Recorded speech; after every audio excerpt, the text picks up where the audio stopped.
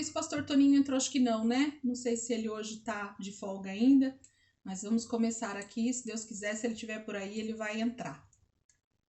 Amém? Senhor, nós queremos te agradecer muito, Pai, mas muito, porque até aqui, nesse dia 15 de julho de 2021, Pai, o Senhor tem sustentado as nossas vidas.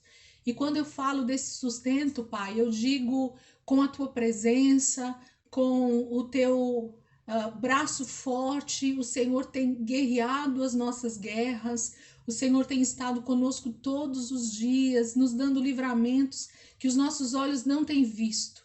O Senhor tem dado livramento, Senhor, em todas as áreas da nossa vida, em tudo que trabalhamos, aonde temos ido passear, aonde nós temos estado, a tua presença tem estado conosco. Muito obrigada, Jesus, pelas promessas que a tua palavra tem. Muito obrigada, Senhor, pela tua presença, pelo Espírito Santo, que é aquele que fica conosco todos os dias, nos ensinando, direcionando a nossa vida. Senhor, como é bom ouvir a tua voz e entender que a tua voz é algo que fala no nosso espírito. Não existe uma voz que vem do além, mas existe uma voz que ministra o nosso espírito constantemente. Uma voz que fala conosco quando nós estamos caminhando de forma errada. O Senhor vem e fala conosco, diz: não, filho, não é aí. Não, filha, não é aí. E nós sabemos que é a tua voz. Nós temos esse discernimento, Espírito Santo. Muito obrigada. Senhor, obrigada por cada um dos meus irmãos e das minhas irmãs que têm estado conosco nessas aulas. Jesus, como eu tenho visto o nosso crescimento espiritual através de tudo isso. E nós sabemos que o Senhor tem muito mais para nós. Tua palavra, ela é insondável. A tua palavra, ela é inesgotável de conhecimento. O Senhor tem muito, muito a nos ensinar em cada uma dessas palavras que o Senhor tem ministrado às nossas vidas. Obrigada, Jesus. Nós queremos cada dia mais mergulhar nesse rio de água viva, nesse lugar onde o contentamento com a tua presença é o que nós mais desejamos. Jesus, muito obrigada. Fortalece os meus irmãos, fortalece a vida de cada um que tem passado talvez por dificuldades, por vales, por desertos muito difíceis, Jesus, nas suas vidas, aonde quer que os meus irmãos estejam, Senhor, que o teu Espírito Santo esteja lá com eles. Aqueles alunos que por algum motivo não puderam estar aqui hoje, Jesus, alcança os meus irmãos, onde eles estão, em qualquer dificuldade que eles estejam passando nesse momento, Pai, que o teu Espírito Santo possa ir agora e ajudá-los. Em especial a vida da Ju, Senhor, que está aqui, do Jonathan, do seu esposo, dos seus filhos, Pai, que o Senhor possa guardar a vida dela, que ela seja, Senhor, imunizada, não simplesmente por uma vacina, não simplesmente por um álcool, mas pelo teu Espírito que habita dentro dela, que traz toda a cura necessária para o nosso corpo. Obrigada, Jesus, guarda a vida do Jonathan, Senhor, ainda que eles possam estar com o Covid, que o Senhor possa guardá-los, que não haja, Senhor, grandes complicações, que o Senhor possa ajudá-los nesse processo, Senhor, em nome de Jesus. Se teus filhos, se alguém mais, Senhor, está doente nesse momento, eu te peço, Senhor, é o nosso Deus que cura, que já levou sobre si as nossas enfermidades. Então nós queremos, Pai, que essa fé, que essa forma de crer, que crê olhando para a tua palavra e toma posse daquilo que ela diz, é nisso que nós queremos crer nessa noite, Pai. Muito obrigada, Senhor. Muito obrigada. Traz os teus filhos para essa aula hoje, em nome de Jesus. Em nome de Jesus. Amém? Glória a Deus. Obrigada, queridos. Quem entrou depois aí, graça e paz para alguém que eu não dei. Bora lá, Apocalipse, capítulo 2. Nós paramos, acho que no versículo 3. Eu vou ler novamente o capítulo 2, só a primeira carta, e a gente vai continuar dentro do assunto aí, em nome de Jesus. Amém?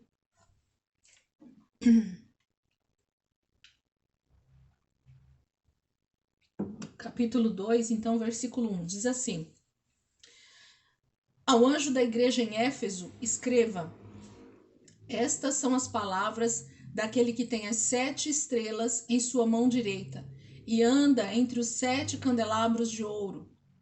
Conheço as suas obras, o seu trabalho árduo e sua perseverança.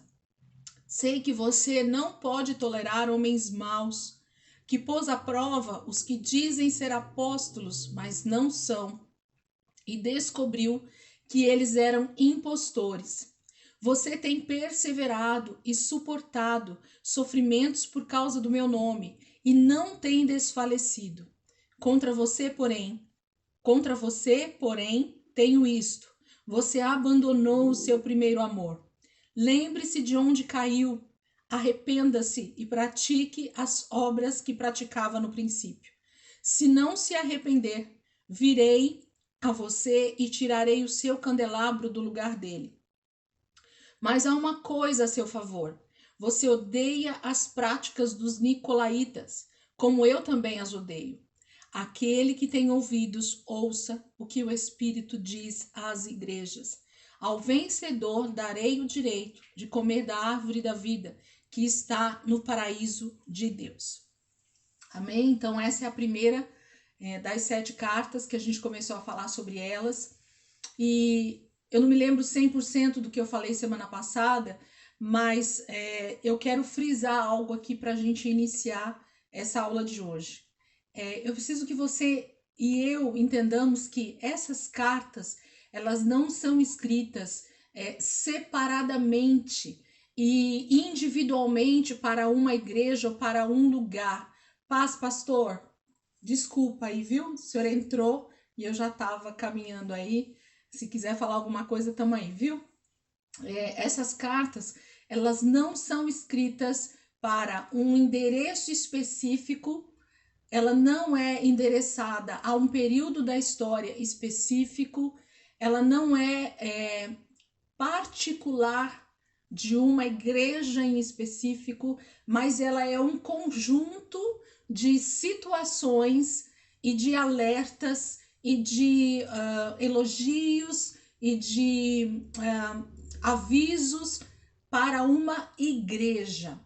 E eu lembro que semana passada nós falamos, e eu vou só frisar de novo: igreja não são templos, igrejas não são instituições, igreja não são paredes, igrejas não são CNPJs, ok? Isso são as instituições criadas pelo homem com o passar dos anos para reger leis e outras coisas mais. Igreja sou eu e você individualmente, e que quando nos reunimos coletivamente, então nós chamamos isso de igreja, ok? Um ajuntamento de santos, um ajuntamento de pessoas que creem em Jesus como seu Senhor e Salvador, e que assim juntas fazem com que a palavra, fazem com que o ID ele avance cada dia mais. Então esse é o principal foco da igreja e esse é então o endereço dessas cartas. Para que então são essas cartas que João escreveu ali na ilha de Patmos, mas que tinha endereços para aquele momento? Naquele momento, Jesus diz para ele lá, nós vamos só relembrar isso, no capítulo 1, no versículo 9, ele diz assim, 10 na verdade, né? Isso, versículo 11, perdão. Ele diz assim, no capítulo 1, versículo 11. Escreva num livro o que você vê e envie a estas 7 igrejas. E aí ele dá o nome das 7 igrejas. Então, além do endereço específico daquele momento, existia um pedido de Jesus a João que escrevesse isso num livro, que isso ficasse registrado. Por quê? Porque eu não acabei de falar para vocês de que essas cartas elas foram escritas à igreja, ok? Tanto é que cada uma das cartas elas terminam, né, com um alerta, com um chamado de Jesus para que aquele que tem ouvidos ouça o que o Espírito diz às igrejas. Então ele primeiro fala no singular e depois ele fala novamente no plural, ok? Então cada término de cada uma das cartas que nós vamos estudar, elas terminam com esse aviso, com esse alerta, né? com essa, até na apostila da gente, eles citam outro, esqueci agora, com a promessa, né? Ou com a advertência, na verdade, perdão. Com a advertência primeiro e depois com a promessa. Então, quando ele fala, quem tem ouvidos, ouça, ele fala para um individual. Mas quando ele diz o que o Espírito diz às igrejas, ele põe no plural. Então, ouvir é para o individual, porque cada ouvido vai ouvir, ok? Mas está falando novamente do coletivo, da igreja, porque a igreja é o ajuntamento dos santos, é isso que faz com que a igreja exista. Semana passada eu também falei sobre o que era a igreja, né? Vamos relembrar para a gente entrar aqui. Igreja, no grego, é a palavra eclésia, ok? Então, no grego, a palavra igreja é eclésia, que significa o quê? Reunião de cidadãos chamados para fora de seus lares para um lugar público. Isso é o significado generalizado do que significa eclésia. Tem outras particularidades, mas o principal da palavra eclésia, então, é isso, ok? Nós somos chamados para fora, nós somos chamados para o id, nós somos chamados para levar a palavra de Deus aonde quer que a gente seja. Então, a gente sempre acha que ser missionário é ir para outras nações, né? Não, ser missionário é ser igreja. Por quê? Aonde quer que eu esteja, quando eu saio da minha casa, quando eu saio de dentro, né? É no sentido de pôr para fora aquilo que já está dentro, resplandecer a luz de Cristo, pôr para fora aquilo que o Espírito Santo tem colocado dentro de você. Então, isso é o chamado para ser igreja. Mas as pessoas se fecham, né, no seu mundo, elas se fecham no seu mundinho, e a gente vai falar um pouco disso dentro das cartas também. Então, só relembrando esses pontos, ok? Então, a gente entende, vamos voltar de novo, eu quero que vocês frisem isso, escrevam isso em algum lugar. As 7 cartas não são cartas separadas. Nós vamos entender isso dentro dessas cartas. As 7 cartas são uma maneira do Espírito Santo alertar cada um dos tipos de pessoas ou de situações para a igreja. Então, isso é esse mescla, né, das 7 cartas, e vocês vão entender isso. Porque lembra que nós falamos do número 7, né? 7 fala do número completo, da plenitude de Deus, por isso que vai usar 7 igrejas, e 7, que nós vamos ver aí, 7 taças, 7, todas as questões dos 7, né? É o todo de Deus, é o completo, é a plenitude de todas as coisas, está no número 7. Por isso que Deus vai usar esse número, ok? E aí, para essa primeira igreja, eu também comentei um pouquinho disso semana passada, mas nós vamos relembrar isso. Para essa primeira igreja, Jesus se apresenta como aquele versículo 1 lá, ó. Estas são as palavras daquele que tem as 7 estrelas em sua mão direita e anda entre os 7 candelabros de ouro. Então, para essa igreja, para a igreja de Éfeso, Jesus diz para João escrever isso, apresentar Jesus dessa maneira. Então, Jesus, lembrando, né, está falando com João para que ele escreva essas cartas para endereçar a igreja. Então, é uma fala de Jesus para que João escreva e para que então a igreja leia posteriormente, tá? Então, para a primeira igreja, para a igreja de Éfeso e para esse público aqui, para essa igreja, Deus está falando exatamente assim: eu me apresento para essa igreja dessa maneira. Eu me apresento para essa igreja dessa maneira. Claudinha ou Débora, ajuda uma irmã lá do grupo de vocês. Ela tá me mandando mensagem aqui pedindo, acho que o link, porque ela não tá conseguindo entrar pelo grupo. Copia e cola para ela, gente, e joga lá no WhatsApp dela, por favor. Eu não consegui nem ler quem que pediu, mas eu vi que é do grupo de vocês. Se alguém puder ajudar lá, tá bom? Pastor Edson também tá aí, né? Não sei se consegue. Então, para essa primeira igreja, ele se apresenta dessa forma. Ele diz assim: eu me apresento para essa igreja como aquele que tem as 7 estrelas na sua mão direita e anda entre os 7 candelabros de ouro. Então, Jesus pede para João mostrar para a igreja de Éfeso que é dessa forma que ele está se apresentando para ela. Então, essa igreja vai reconhecer Jesus nessa carta como esse Jesus que é aquele que tem as 7 estrelas na mão e que anda entre os 7 candelabros. Então, sempre lembrem do desenho de vocês aí, e se possível, deixa ele pertinho aí de vocês, que vocês vão perceber que nas 7 cartas nós vamos identificar partes desse desenho na apresentação de Jesus. Isângela, mas por que então, né, que Jesus se apresenta para cada igreja de uma forma?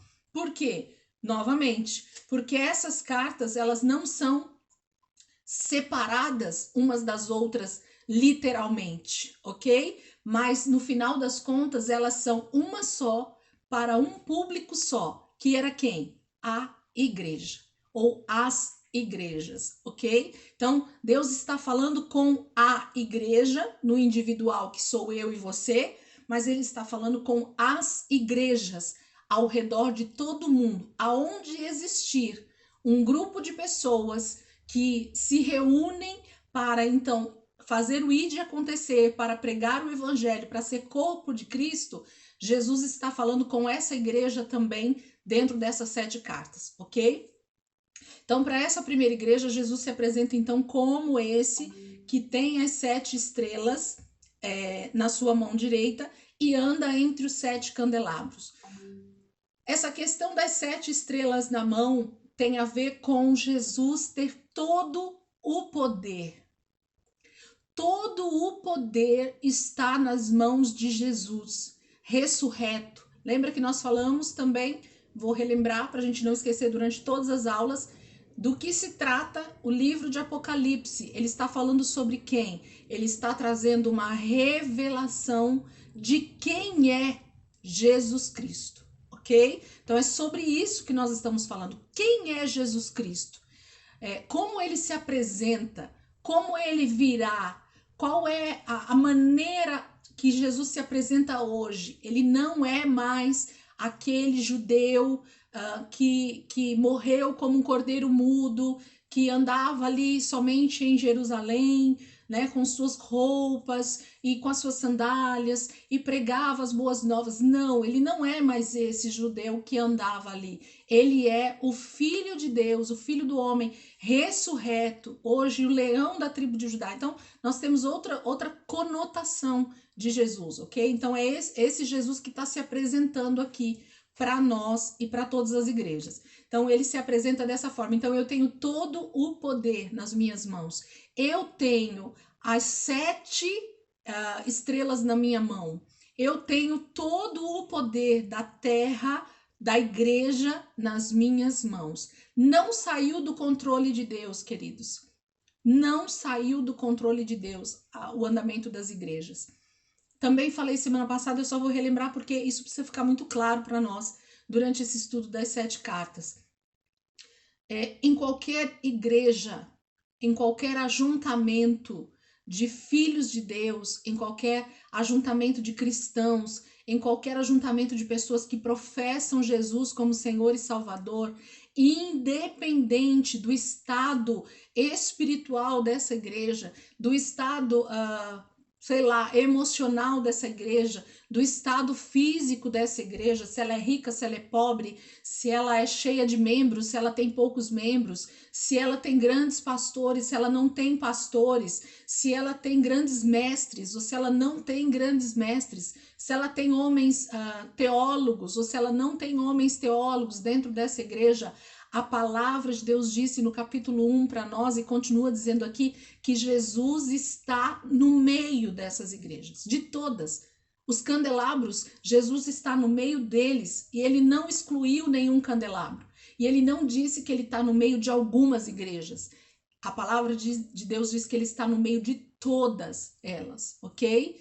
E esse retrato, porque isso aqui, essas 7 igrejas que nós vamos estudar, é um retrato. Olha, retrato. Caraca, eu tô bem antiga. É uma fotografia, é um raio-x da igreja no mundo, queridos. Isso aqui não é um quadro pintado da igreja de Éfeso, da igreja de Esmirna, da igreja de Pérgamo. Não é.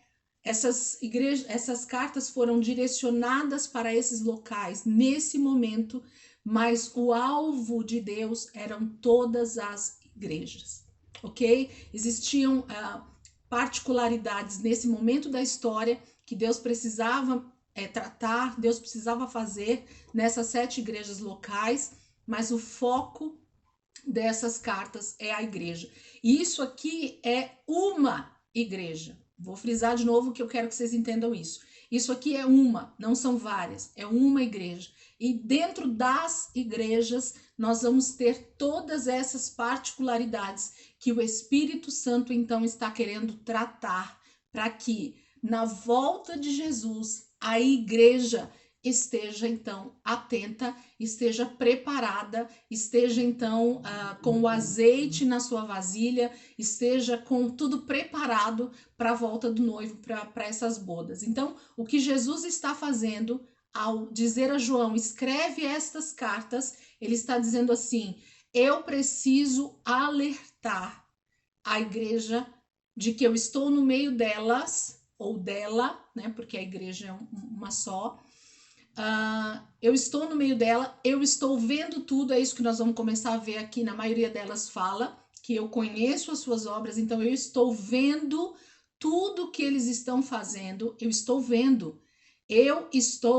Jesus está dizendo, eu não estou desatento ao que está acontecendo em cada uma das igrejas ao redor do mundo, eu estou vendo tudo que vocês estão fazendo, e por causa disso, eu estou então trazendo elogios, correções, advertências, promessas, alertas, né? Correções, tudo isso está sendo feito aqui nessas cartas. E isso é para mim e para você meditarmos dia após dia para que isso sirva para nós como um norte, como um guia de como é que Jesus quer encontrar a sua igreja. O que a igreja precisa fazer para estar preparada para a volta de Jesus, para a grande tribulação. Então, nós precisamos estar atentos a tudo isso como igreja. É isso que Jesus está dizendo. Então, é uma só e ao mesmo tempo são todas, tá? Nós vamos entender isso também. Então, ele se apresenta para a primeira como aquele que tem todas as 7 estrelas nas mãos e que está, né, e que anda, né, entre os 7 candeeiros de ouro. Então, ele está andando entre todas as igrejas. Então, ele diz para a igreja de Éfeso, eu estou no meio de vocês.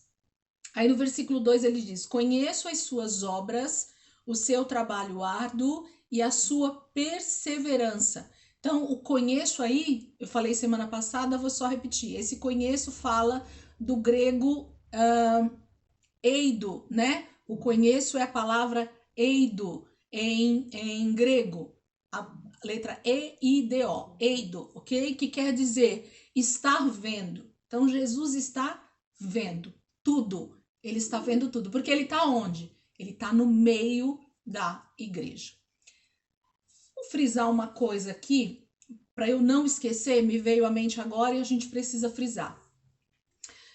Quando Jesus ele foi assunto aos céus, né? Quando ele ascendeu aos céus, ele disse que ele estaria indo, né, para o Pai, vamos dizer assim, mas que nós não ficaríamos órfãos, ok?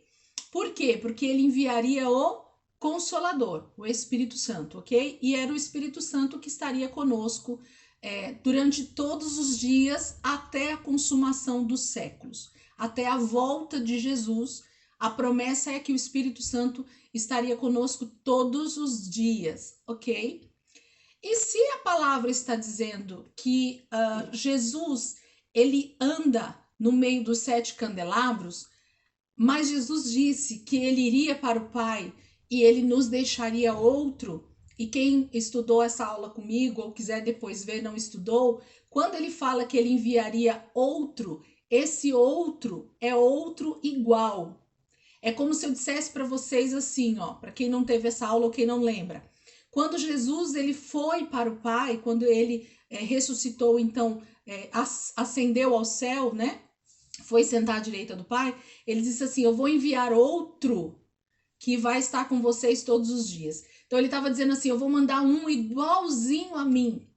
E esse que é igualzinho a mim, igual, com a mesma natureza, tudo igualzinho, ele é quem vai estar com vocês. Então, entra na teologia da Trindade aqui, né? Que não dá tempo da gente falar agora, mas quando a palavra em Apocalipse diz que é Jesus quem anda, como ele diz aqui mesmo em João 1, em Apocalipse 1, perdão, ele está dizendo que ele anda, ele é o que anda entre os 7 candelabros, nada mais é do que o Espírito Santo atuando na igreja todo o tempo. É o próprio Jesus aqui conosco, no meio da igreja, vendo todas as coisas que estão acontecendo e atuando no meio da igreja, ok? Faremos uma parada técnica, pastor, por causa da queda lá, né? Vamos alertar aí os irmãos. Queridos, se o Google Meet falar que a gente vai ter essa quebra, né, da aula, vocês já ficam aí atentos, a gente fecha, né, eles fecham, eles finalizam, mas eu já mando o link em seguida e vocês entram novamente na aula, tá? Não quero... Não, parar, viu? Vai parar mesmo. Já avisou de novo, pastor? Eu não vi. Não, eu tô sabendo que tá parando de hora em hora. Ah, é? Então, vocês já sabem, tá? Então, 8h50... 20h58, te dou um toque, te dou uma paradinha. Joia, joia. Tá bom, queridos? Aí uns 2, 3 minutinhos, eu até dou se alguém precisar ir no banheiro, tomar uma água, e aí volta, abre a sala e a gente continua, tá bom? Então, assim, quando Jesus disse isso, e quando ele fala aqui, vamos entender um pouquinho de que nós estamos falando de uma só pessoa. Se alguém aqui na sala ainda não entende que a Trindade é um e que um é a Trindade, a gente precisa entender isso. Por quê? Porque, na verdade, Jesus não está aqui no nosso meio, no sentido de aquele Jesus que ressuscitou ao terceiro dia e subiu aos céus. O que está aqui conosco é o Espírito Santo, que é o mesmo que foi enviado. Então, entendem o que eu estou querendo dizer? Nós temos uma trindade atuando desde a eternidade até a próxima eternidade, o tempo todo. Então, não é o próprio Deus, não é o próprio Jesus que ressuscitou, mas é o Espírito Santo que atua. E Jesus está dizendo que ele está no meio da igreja. Mas quem é que está no meio da igreja hoje? Não é aquele Jesus que fez a promessa, mas é o próprio Espírito Santo. Então, vê que a Trindade ela atua de forma uníssona, unida, como realmente uma família, né? Como realmente um ajuntamento de 3 que é 1 e de 1 que é 3. A gente precisa entender isso. Então, só lembrando, não querendo confundir, mas alertando vocês para essa questão, para pensar sobre isso. Jesus ressurreto não está no meio da igreja. Quem está no meio da igreja é o Espírito Santo, atuando em todo lugar e em todas as igrejas, em nome do Pai, tá? Então, é o próprio Espírito Santo que atua, que está no meio da igreja, vendo todas as coisas e nos movendo para tudo que Deus vai cobrar para ser cobrado aqui, tudo que Deus vai precisar fazer. Amém? Então, vamos lá. Eu conheço as suas obras, o seu trabalho árduo e a sua perseverança. Então, Jesus começa dizendo nessa primeira carta aqui que ele conhece, ele está vendo toda a obra dessa igreja. E ele sabe que o trabalho dela é árduo e ela é perseverante. Vamos localizar para a gente entender por que Jesus fala isso? Em que ano nós estamos aqui no momento em que João está escrevendo? Aproximadamente 96 depois de Cristo. Em que momento a igreja de Éfeso ela é estabelecida, ela é formada? Mais ou menos no ano 50 depois de Cristo. Então, mais ou menos 15 anos depois da morte e ressurreição de Jesus. Vamos fazer o número aí de novo? Então, nós estamos no ano 96 depois de Cristo.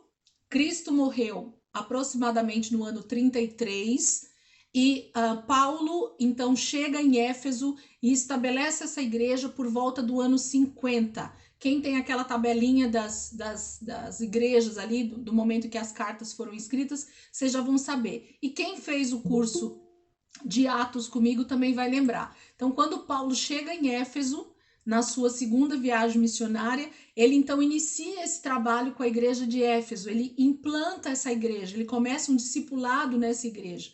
Então, ele começa todo um trabalho de pregar o evangelho na igreja na cidade de Éfeso, e ele tem todo um trabalho de vários anos, através da vida dele, através da vida de Priscila e Áquila, através de Apolo, através de Timóteo, através do próprio João, né, que no final ali da sua vida passou um tempo na cidade de Éfeso.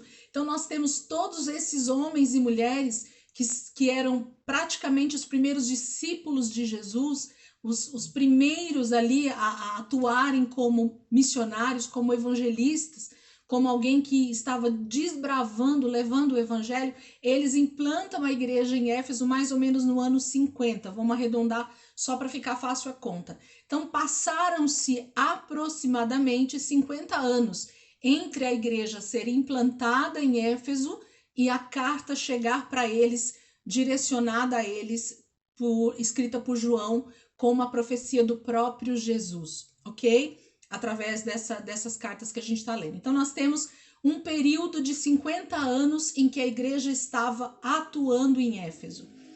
E qual é o contexto, tanto do nascimento dessa igreja, quanto o contexto desse momento da igreja de Éfeso?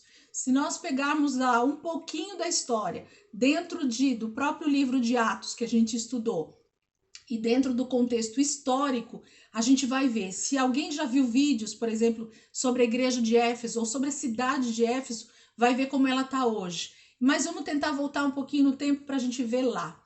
Então, Paulo chega nessa cidade, nesse local, na cidade de Éfeso, e ele encontra um cenário de muita idolatria. Era uma cidade extremamente idólatra, com vários templos para vários deuses. Um dos episódios que acontece ali em Atos é aquele episódio de que aqueles homens são cercados, né, pela multidão, porque eles estavam ali tirando o negócio rentoso que era vender estatuetas da deusa Diana, que na verdade para os gregos acho que era Diana e para os romanos era Artemis, alguma